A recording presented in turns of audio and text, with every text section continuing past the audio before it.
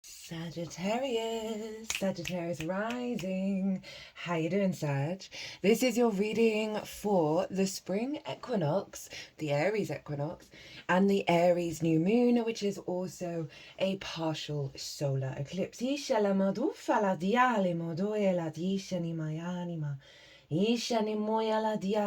Hello and welcome. My name's Chloe. I work with card divination, astrology, and as you just heard, and as you can see, I channel multi-dimensional energies through my body, both in the form of physical and vocal light language.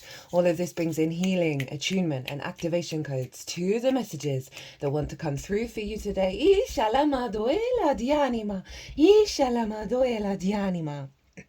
Now I read for the rising signs. So for those of you who do not have Sagittarius in the first house, look to the house it does fall in. Look to the themes of that house, and you want to apply those themes as well as all the other meaning you've got going on in the sign of Sagittarius to the messages that come through, because it's as if that Sagittarius energy, wherever it falls, has now energetically moved to the first house. So the astrology for the rising sign will always still link in. You've just got to add on your own natal chart meaning on top of it. For example, I've got Sagittarius in the 5th house, so I'd apply the themes of the 5th, and I've got Uranus there, so I bring in the meaning of Uranus as well to the messages that come through. So at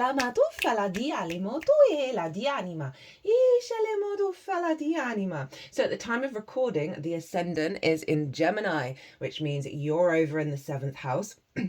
So we're getting downloads from source from us coming into this reading, which I am here for.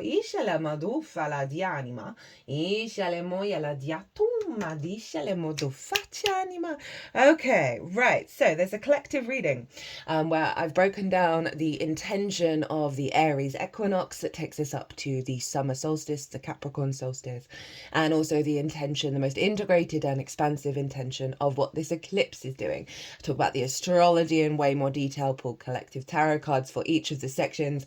These are the oracle cards for the spring equinox. These are the oracle cards for the eclipse, and the oracle reading is always going to be the last reading that comes out after the all 12 sign series. So if you want a deeper understanding of what's going on here, pause this video, go check out the collective, because I go into a lot more detail. Also, some channeling came through that I have not experienced working in this on this chat. Like it I don't have the words for it. It was quite wild, so you might want to go and see what that was all about. I'm going to be focusing on the houses predominantly in these readings. We're going to get 2 cards for the spring equinox, the intention, the most integrated and expansive intention, as well as how to work with it. And we're also going to be doing that for the eclipse, as well as 2 oracle cards at the end of the reading, bringing it all together. So, my lovely Sagittariuses, where is this happening for you? I just saw I've got the charts up on my phone, and a Sagittarius sun just messaged me. So this is happening in your 5th house of your creation energy. This is the house of joy, right? Everything I'm going to say stems from the root energy of your creation energy, how you, through your life force, your individuality, create in the world. Oh, getting a little tickle in the throat. So Mercury's retrograde at the moment, and that's all in Aries. So excuse me, sometimes it's important to do the clearing live rather than pausing. They're just sort of hitting around the heart space now. Not surprising. Venus is there as well. Venus loves being in the 5th. I'll get to that. So it's about pleasure, amusement, games, children, both literal children as well as figurative children, such as your inner child, and creative things you birth into the world that feel like your children. It's also about romance, dating, and love. But the key thing is creation energy, and how you create and what joy you find and pleasure you find in every area of life, right? This is the modality in which you do it. So every year, the Aries equinox activates a higher level of yang manifestation energy in your creation energy, right? In how you find pleasure and joy. You know, we got a lot of trauma in the 5th because of the inner child being there. We get a lot of addiction based on distorted love languages, right? So basically learning learning love languages in our early years and taking them out on the road in more of the romantic relationships. Itala dice, in our relationship to pleasure, to joy, to creation energy. Itala dice le moduffala di anima. And so you're getting a real boost here. You get a real boost every year. Itala dia le moduela. That's allowing you to step more back into yourself, back into the I am of it all. Itala dice le moduffala di anima. A raising of your passions, of your drive to bring more joy, bring more pleasure, bring more creativity into your life. Itala dice le moduffala di anima. Now, at the exact moment of the spring equinox, when the sun moved into Aries, the moon was in Sagittarius. Itala dice le moduffala di anima. And that was one of the key differences to the Aries eclipse, which has got very similar energy going on. And at the time of the spring equinox, this is when the energy lines here in the northern hemisphere get vibrant. You see spring everywhere. Everyone's wanting to create. Everyone's wanting to come together in union to manifest and bring life into the world.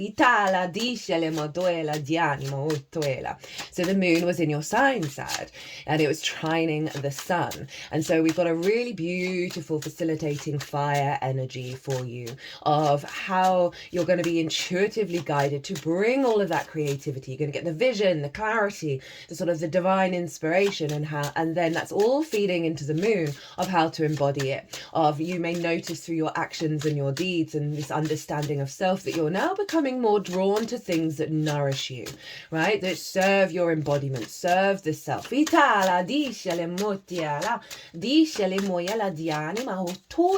But Mercury and Venus were both retrograde at the time of the spring equinox in the sign of Aries. I've done a Venus retrograde transit and I pulled cards for the Mercury retrograde in the Virgo full moon lunar eclipse video. So that's all going on in your 5th house. There's a back and forth around connection, love, appreciation, communication, how you're perceiving reality. It's the great dissolving of the wounds of the inner child and really allowing you to step into your power and bring forth, as I said, the I am, the honoring of the I am. Now, both of those planets are going to go back into Pisces, Itala diale moduela di anima, and recalibrating to the universal love of Pisces, right? That sense of strength, of understanding of connection to your root system, and then allowing that power to come back into your 5th house of creation energy. Itala dicelim. Oh, this deck's been very specific with the 2 cards that wants to come out. Itala dicelim motoela dialima dialima. So there's going to be a back and forth, right? Because this is imprinted out into the next 3 months, the big earth energy that we're working on up until the Cancer solstice. And so there is a real sense of deepening of your creation energy, deepening of your perception around that, and getting to a place that really serves you. Itala dice motoela dicinima. Itala diale motoela. This is a great period of time to funnel your creation energy into all areas of your life. Itala dice, into how you're motivated and you're driven to take action and how you understand yourself. So it can call for deep reflection as well as just a natural instinct to seek out that which nourishes you in regards to your play, your amusement, your games. Itala diale modorfala. It can be a great time to do deep inner child work. Itala diale modorfala. And step into, as I said, like it's a recalibration of the I am of how you create. Not to do with anybody else and anybody else's expectations. And it, you know, you're going back and forth a bit, so it's going to take a little time to really bring that into full clarity. Trust the process with all these retrogrades. Itala, you're going to have Saturn and Neptune do the same thing. Itala dicelim. So there's a real focal point at the moment on Aries, Pisces and Virgo. Itala dicelim. This is over the whole year. This is the main vibe, along with the elements of water and fire. In terms of that Aries energy, look to where your Mars is in your natal chart. That's going to give you an idea of what Mars, how Mars is influencing, your natal Mars is influencing your 5th house. And so that's going to add on an extra layer of working with the energy of the spring equinox, where we come into equilibrium and the day takes over. And it's more of an outward understanding and outward expression, taking actions through your instincts. Oh, di shalemo, okay. Nitala di le moyela. Oh, shana madianima. Ooh, dushinima dianima. Duela dia. Di shalemo do fala dianimo. Duela. So, cards are out. This is the most integrated and expansive intention of what the spring equinox is up to for you over the next 3 months. So this again taking you up to the Cancer solstice. So this is what you're working with. This is the vibe, so that you can apply this to whatever nuance is going on in your life, of coming back to this root energy of awareness of what's going on. And we've got the 10 of Pentacles, boss energy. Oh, my screen. Speaking of Mercury retrograde, this happens every now and again. The front of my phone is falling off. Great. That feels like something that, because it was hiding a lot of the screen, something that was hidden is being revealed. And even though it may feel like a sort of a backward motion with these retrogrades, it's actually getting you here, getting you into a clearer vision of how to work with your creative energy that serves your longer term goals. There's a real sense of maturity with the 10 of Pentacles. It's a city, it takes forever to build. There's a sense of dedication, of integrity, of this awareness of, I'm letting go of the, I want to say petty, but I don't mean that in a disrespectful way, because so many traumas can show up in the 5th that aren't petty, but actually in a year's time, 5 years time, 10 years time, is that something you want to hold on to when it comes to how you create and how you love and how you find pleasure and joy? Venus loves being in the 5th. It's her favorite place to be. So she is, you've got such a strong Venus that's activating a higher level of power within you in how you create, that's leading you to the 10 of Pentacles, right? This sense of what's going to serve me in the long term, what's going to nourish me, that's feeding my legacy rather than the past, rather than that inner child wounds, right? Those distortions. This can be a great time to work through addiction and work through difficulties. I talked about the inner child work. This can be a really powerful time with those retrogrades to go, enough is enough. I know this is poison. I know this isn't working for me anymore. I'm going to step into a level of maturity. And that's timed with Saturn moving into Aries with Neptune. Oh, I can't wait to do those transits. We've not seen this thousands of years. Right. How to work with this energy. Right, this is what to embody in order to help amplify and work with that 10 of Pentacles. King of Swords. So this is Aquarius energy, but I'll move to where Aquarius is in your chart in a minute. Clarity, maturity, sovereignty of perspective. So again, it's really doubling down on what's important to you in the long term, in that sort of mature energy, rather than the dopamine addiction, right? Rather than the seesawing in drama.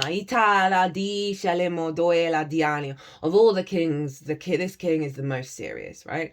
It is like, it's a heightened understanding, a universal truth of perspective that just sort of gets rid of all the clutter, gets rid of all the drama. Oh my God, sorry guys. I should probably pause and get an elastic band, but we are where we are. Okay, I feel like there's going to be stages of the reveal of when you channel the King of Swords, right? You might want to do meditation on it and ask it, what is this high vibrational perspective that it's wanting to bring in for you, right? Behind the throne, there are butterflies representing this act of transformation, and the power behind that. And I do kind of like with this new deck that I'm using, I use a new deck for every pivot point in the earth cycles, i.e. the solstices and the equinoxes. And it kind of looks like wave formations in terms of the ocean, which is kind of appropriate with all the Pisces energy we've got going on right now, but also this very calm, undulating frequency, right? Rather than extremes. So they're really wanting you to center yourself, to get clarity and zoom out, right? Aquarius.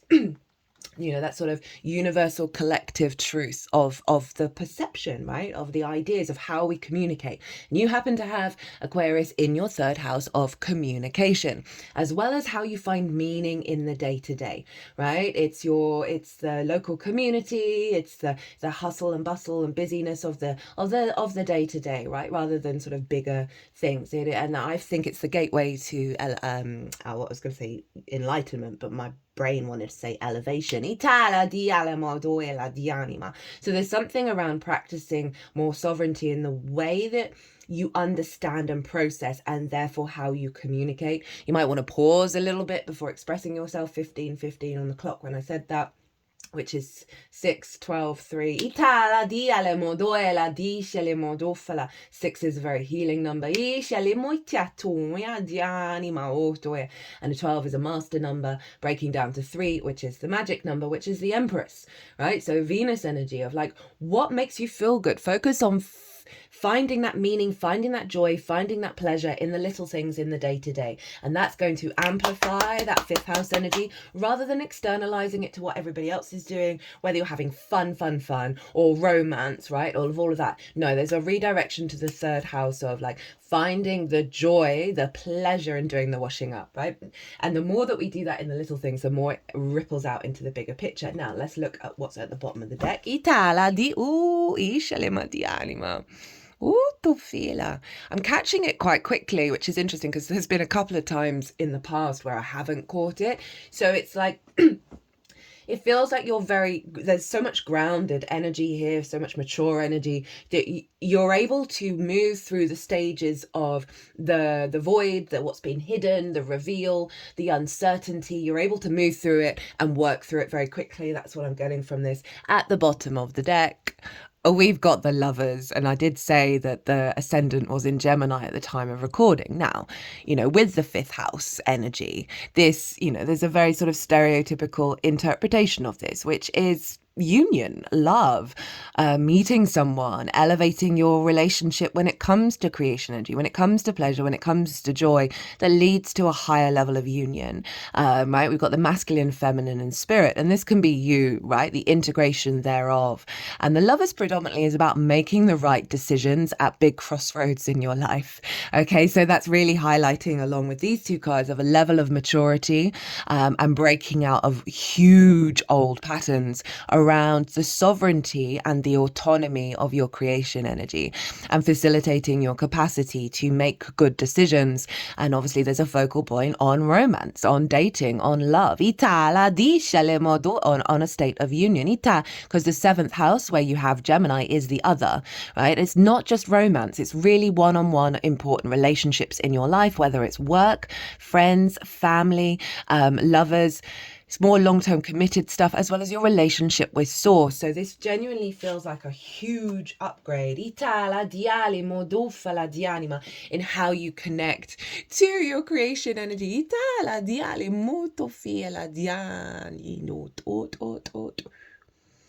that sense of the screen, the back of the phone coming away, the sense of separation and then back again, separation and then back again, separation and then back again. It's like, that feels like that's the seesaw of the drama, right?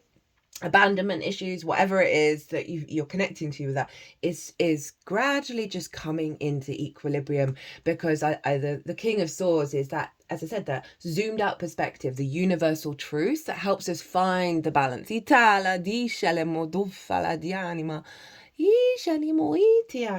feels, very, very relevant.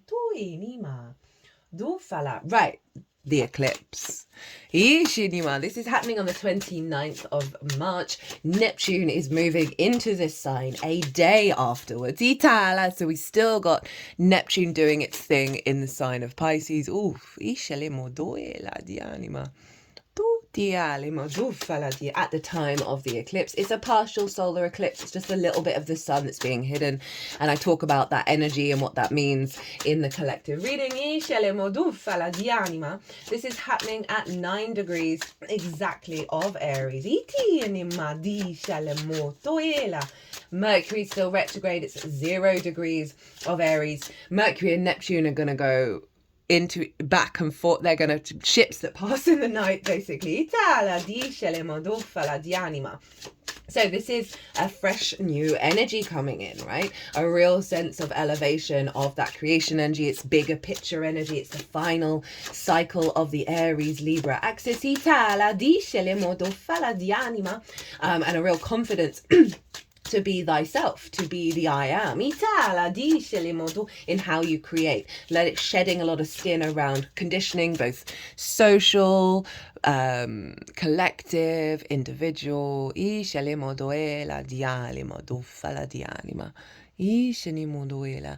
obviously over the next week, we're going to be letting go of so much stuff. Sorry, I'm just trying to sort this. I should probably just pause, you know, but I'm being stubborn.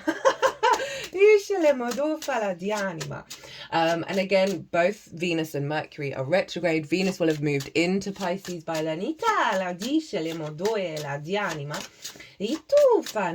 Now, the ruler of this moon is Mars, and Mars is over in Cancer in your 8th house of relationship dynamics. There's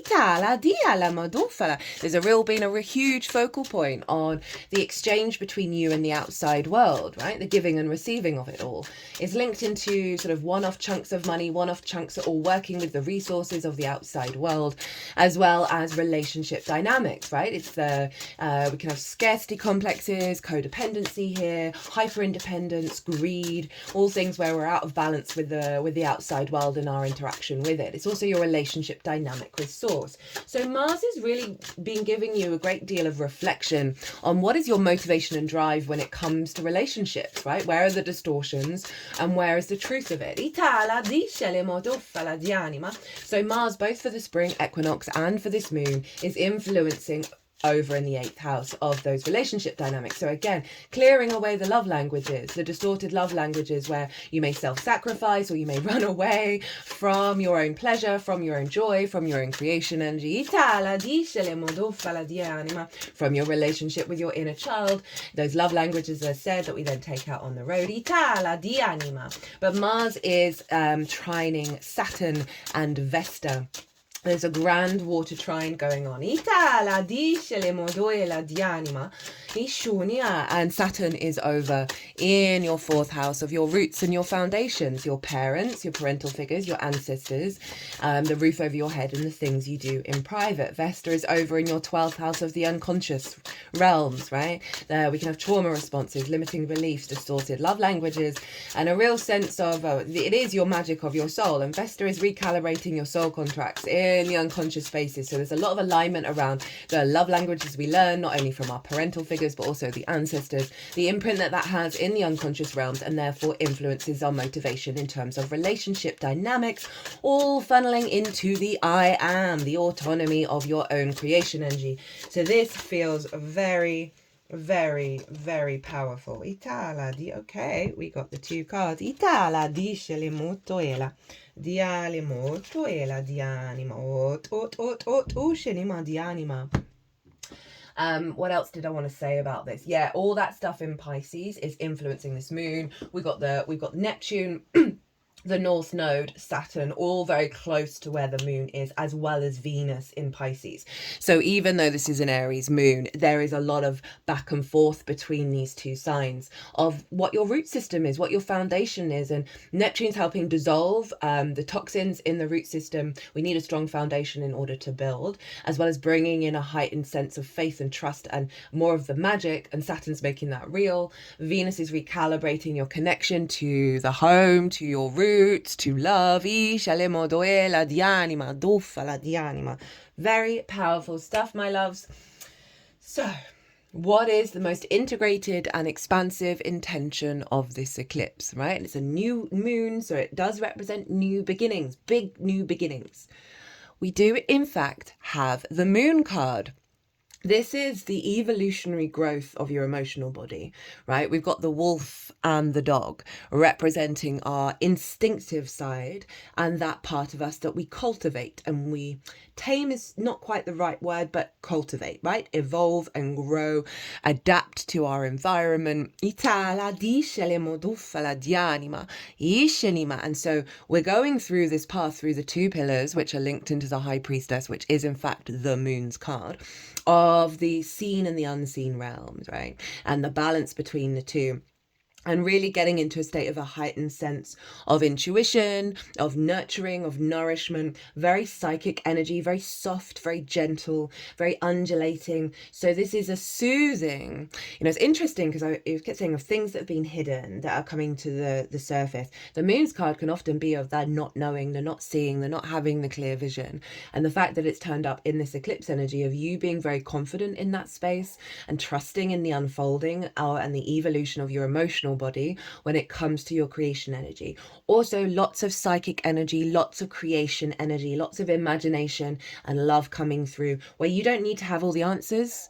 And this is about following your emotional body. This is Pisces, right? So all of that stuff in Pisces in your root system, that this is an evolution of your roots, of how you emotionally and intuitively connect to your creation energy, to your magic, right? To your inspiration, to your joy. And obviously Mars is in Cancer, ruled by the moon. So that evolution of those relationship dynamics, right? It's about trust, establishing a stronger trust in the instincts, as well as the mindful observation and cultivation of your own emotional body, your own imagination, your own intuition of how you find that pleasure, right? It's not a sort of, even though the sun is in Aries, right? That sort of vision, that clarity, that illumination, that sort of go, go, go, go, go. You've got a really gentle energy that is sort of allowing those instincts to cultivate the Aries I am from this very nurturing energy. So how to work with this energy? I've completely forgotten what this card is. What have we got? How to help that moon evolve? Lol. Ace of Swords. So not only did you get the King of Swords as how to work with the equinox, but the Ace of Swords with this eclipse. Fresh, and this came in through it for Aries as well, and Leo got the Ace of Wands as support. It's acknowledging the fresh energy. It's acknowledging that we are leaving behind the old cycle. So I want you to bear that in mind. I want you to hold that to your truth, right? And the Ace of Swords is that divine inspiration to sovereignty, right? We've got the mountains at the bottom here, and then we've got the crown. So it's this sense of calm the mind, whether it's through meditation or breathwork or whatever practice that helps calm the mind. Ask for the Ace of Swords to come through for the inspiration of what is it trying to teach you. Bear that in mind, that there's a fresh new operate from a fresh new perspective that's in alignment with this higher understanding of reality, rather than when you get that trauma response of oh, that's not cool, or that feels linked into the past, and you're like, okay, I appreciate you, I'm going to let you go, but actually I'm going to be operating from a different way of engaging with reality now. So again, really focusing on the new energy within you, your awareness and the clarity of how you're connecting to what reality is now, rather than holding on all the entanglement from the past. At the bottom of the deck, we've got Libra. Opposite Aries. This is about your hopes and your dreams, friends, groups and alliances, and reaping the benefits from your 10th house, the house of good spirits, right? So there's a real sense of what's coming through with this eclipse is serving your longer term goals, right? This is also very objective and empathetic energy. The justice can see very clearly and be in balance with how they are operating and how they are engaging with something. Obviously, it's ruled by Venus. It's a Libra card. So there is this sense of connection, of union, of an upgrade in your soul contracts. Let's put the deck up my throat. Some codes coming in.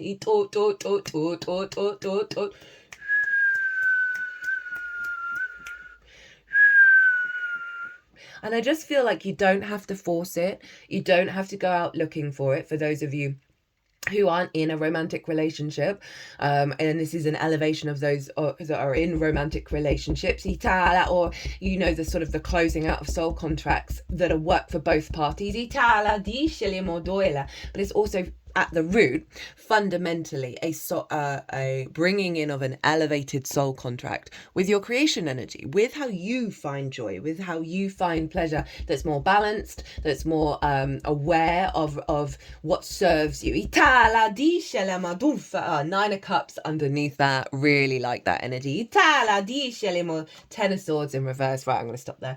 And that's interesting with the Ace of Swords, and I nearly said, when I said, oh, it's a clearing out of letting go of the old cycle, I said that, but I wanted to say and letting go of the 10 of Swords, so that's so funny. Right, we're going to get 2 oracle cards, my loves. And that moon really ties in with the spring equinox energy, with the moon being in your sign, and how I feel like you don't just follow the instincts. Follow your nudging intuition. Even, as I said, if you don't have all the answers, you don't really know where it's taking you, just trust in the undulating, unfolding, shifting energy of the moon. You do not have to have the vision. You do not have to have the answers. It doesn't feel like you're having to chase or run around or any of that kind of sort of friction energy. It feels a very flow state. With the moon being in your first. Oh my goodness.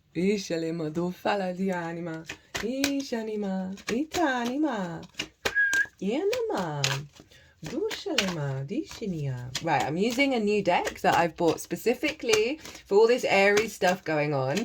It's called the Hero's Journey, and that is very much the Aries vibe of going off and exploring territory for itself, of heading into new spaces, right? The great adventurer. So whoa. Okay. We got one.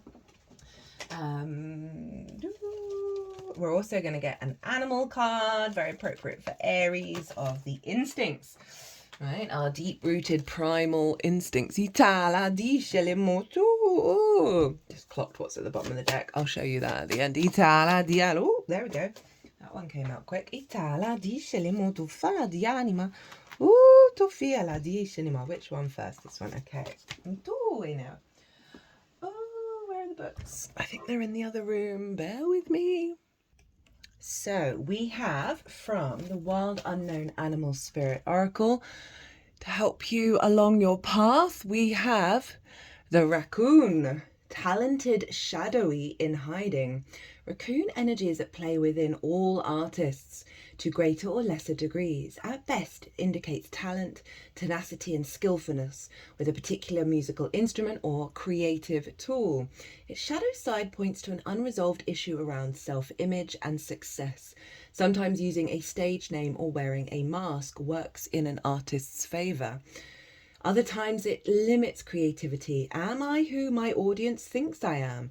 What if I am ready to grow into something more? Raccoon energy won't let us off the hook until this creative ego fear is resolved. This just sums up everything. Oh my goodness, this is so beautiful. And it's like, it's highlighting, okay, there's going to be some stuff that comes up that needs to be worked through, right? But it's getting you back to the I am and what you're evolving into. When in balance, generous friend, exceptional artist. Obviously, the 5th house is big creation energy in whatever way. When out of balance, competitive, starving artist. To bring into balance, make new work. So for some of you, it can really help facilitate the Aries experience is just, you know, in whatever modality you want to, right? It's not just about painting and drawing and all that stuff. It's just have a little project that you just do that brings you joy, right? That's creative, that you're playing around with, whatever that may be. And I feel like that's going without any expectations of how it's going to be perceived, right? And that's going to be like a material 3D version of the recalibration around your just just root creation energy and how that's perceived by the outside world, right? And let go of that entanglement. Itala di shelima dofala dianima ot shelima utufala dianima. So from the hero's journey, we have the magic zone, the exhilaration of discombobulation. Interesting. And a little child shall lead them. Isaiah 11:6. Well, it's the house of the inner child, guys. Whoa, okay, that's extreme. That was a big falling off in terms of that which has been hidden.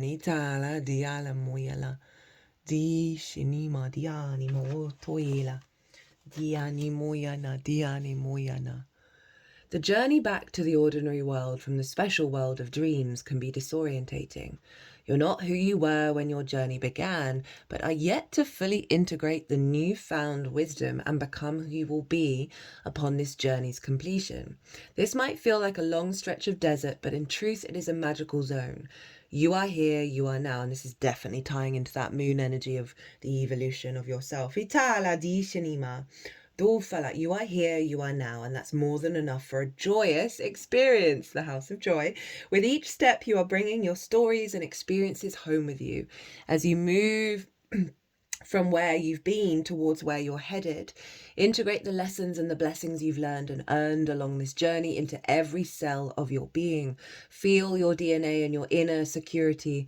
It's not security, as in circuit, inner circuit. SCIRCUITRY, being rewired and recalibrated towards a more expansive yet grounded version of yourself. With all that, with that earth, that solidness that I'm feeling. Your adult ego aspect feels the need to have it all figured out and buttoned up, but the child within embraces the exhilaration of this divine discombobulation and knows that by the time you make it home with the elixir, you will be whole and a new version. You will be a whole and new version of yourself. Oh my God, the big reveals, eh? And being at peace with it. I love how that referenced it, because it really did feel like there's not really anything to worry about. It's about being in that flow state and enjoying the ride. Mantra, I am filled with vitality as I joyously follow my inner child to the magic zone. Right, Pisces, inner child, 5th house, joy, life force. What? Oh God, the cards are just next level. And what was at the bottom of the deck that I wanted to show you? One with the sun, be the light, right? So going through the shadowy realms of the moon, the underworld, right? Venus is in the underworld right now, and going through that process and being at peace with it, you step into the light, you step into that clarity. That when we try and fight things, when we're in resistance to the energy around us, we can get discombobulated in a way that has us fractured and stagnant, rather than and impatient, right? So this energy doesn't feel impatient. It feels like you've got this. Things are going to unfold, and it's going to serve you at such a fundamental level with that 9 of Cups.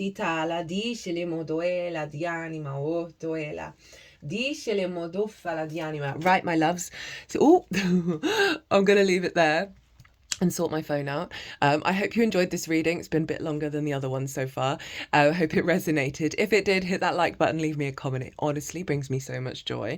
But what also brings me joy is the honor and the privilege to sit here and do this. And I cannot thank the universe and everyone enough. Sagittarius, be good to yourselves. Be good to those around you. Safe travels and be well until we meet again.